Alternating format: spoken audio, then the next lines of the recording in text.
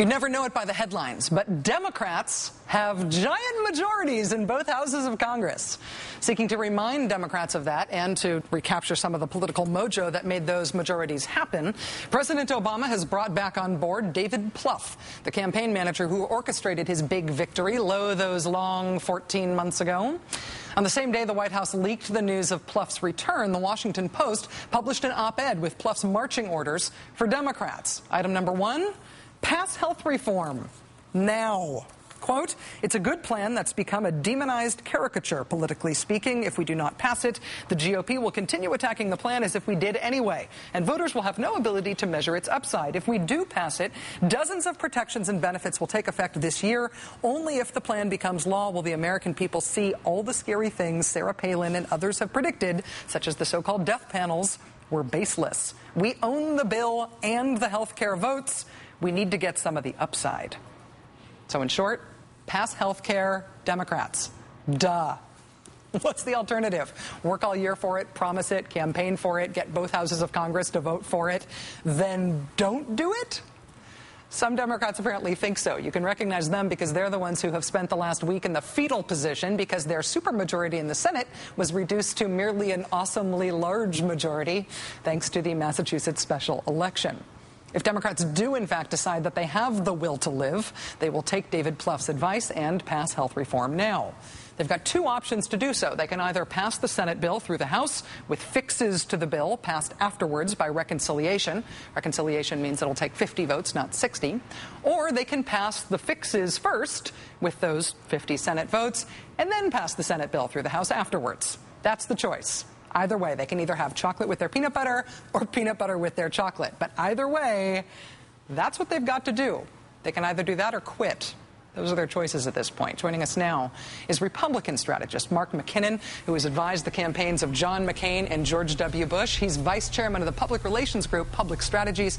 He's also a contributor, of course, to the Daily Beast. Mark, thanks very much for being here. Really appreciate it. Hey, you bet, Rachel. Thanks for having me on. I don't know how much of our previous segment you heard, Mark, but if you did hear me fighting with Jared Bernstein, I wondered if it was music to your Republican ears to hear liberals fighting with the White House over a spending freeze. I loved it. Yeah, Jared, keep at it. Keep at it. You're going the right direction. What do you think about my claim to him at the end of that rather chaotic interview in which I said, listen, no matter what you guys do, Republicans aren't going to support you even on a spending freeze? You think that's fair?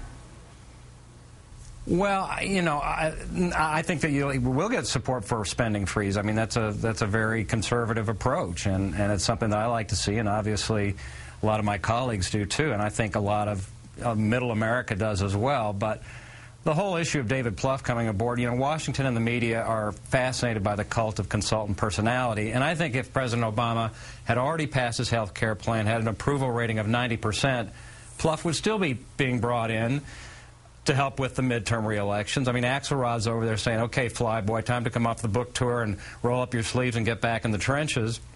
He's a good hand, but he's not going to fundamentally change what's going on over there. He's not giving different advice than David Axelrod is or Robert Gibbs. Those guys come from the same place. But it's interesting that this Washington game, while it doesn't really do anything different, practically speaking, inside the White House, for the press and then ultimately for the public, it resets the frame. In other words, the press will writ something large into this notion that David Plouffe has suddenly come into the mix and things are going to change somehow because he's there. But that will actually help the Obama administration and Team Obama because it resets the frame and the press sort of says, okay, we're going to allow you now sort of wipe the slate clean and allow you a fresh start. And everything that happens now will be ascribed, I assure you, in some way to David Plouffe, and there'll be the Plouffe effect of what's going on. Well, we got the news from the White House, or the strategic leaks from the White House about Plouffe coming back this weekend, and the two things that have happened thus far, well, I guess three things have happened thus far. We got Plouffe's op-ed in the Washington Post where he said, you better pass health care, you dummies, and do it right away. We got the president's speech today with Vice President Biden on relatively small, middle-class, targeted economic initiatives that are going to be announced in the State of the Union. And then we get this bombshell spending freeze announcement tonight, which is pretty much a scattershot in terms of left-right political initiatives, if you want to put policies on a left-right number line. Do you think those are reflective of Plouffe's influence already, or is this another thing where we're just going to tag everything with his name that happens from here on out? I think that's the case. I think a lot of this was pre-baked, and I'm sure that Plouffe was talking to everybody months ago. Anyway, I mean, I think he's always been part of the mix and the dialogue and the conference calls and the phone calls late at night. But, you know, this is a classic time in most presidencies, and it often happens after about a year when a lot of your capital is spent and the tough slogging of government begins. And I feel badly for all those people working hard in the White House, because this is that time when they sort of are thinking, oh, geez, you know, I'm thinking about the great job I left behind and that wonderful sunny place that I used to live in and where all my family and friends were. And now the hard grind begins, and it's not much fun. I mean, just, you know, government work is tough slogging. You got half the people telling you should move left, the other half telling you to move to the center. I think it's going to be a very telling sign for the Obama presidency, though, because this is a time when he really does have to step forward and make it clear just what he does stand for. And I think the options are pretty clear. You go to the left, you try and pass health care, you do some of those ideological things that you've talked to your base about doing, and perhaps establish a legacy, but maybe also a one-term presidency, or you maybe you do some more practical things that are non-ideological, move more to the center, and perhaps enhance your chances for a second term, in my opinion. That makes sense That's totally the political in the practicality. That makes sense totally in the abstract, but if you think about President Obama not passing health care reform in order to be politically practical, you got to admit that's sort of a joke. I mean, President Obama not walking away from health care at this point is him saying, you know what, this whole first year, we've made it further than we have in 60 years. We've passed a bill through both the House and the Senate.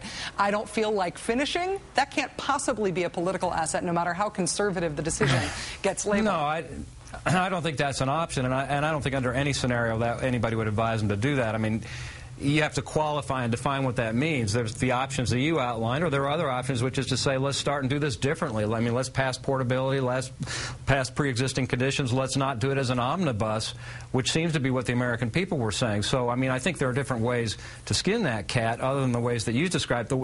The problem with doing it the way that you described, and the problem with the deals that were cut in Nebraska and Louisiana and with the labor unions, is that the American public thinks that whatever gets passed that way has been done with some special political deals, which is not what they expected from the Obama administration. Well, trying to take it apart and do it piece by piece at this point is a recipe for never doing it ever. The longer they take on this, the more likely it is that it's never going to happen. The Nebraska thing is already out of the deal, and the only thing that's actually pulled positively throughout health care reform is having a public option, which keeps getting derided by everybody in the political world as being the crazy lefty idea, even though most Americans like it. So I think there is a big difference between the policy and the politics here still, but they got to pass something.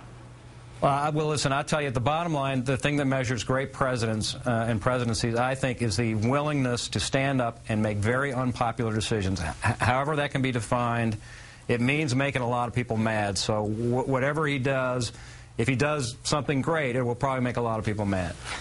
We can agree on that. Somebody will be mad. I agree with you, Mark. Mark McKinnon is a former advisor to President George W. Bush and Senator John McCain. It's really great to have you back on the show, Mark. It's always a pleasure. Thanks for joining us. Carry on regardless, Rachel.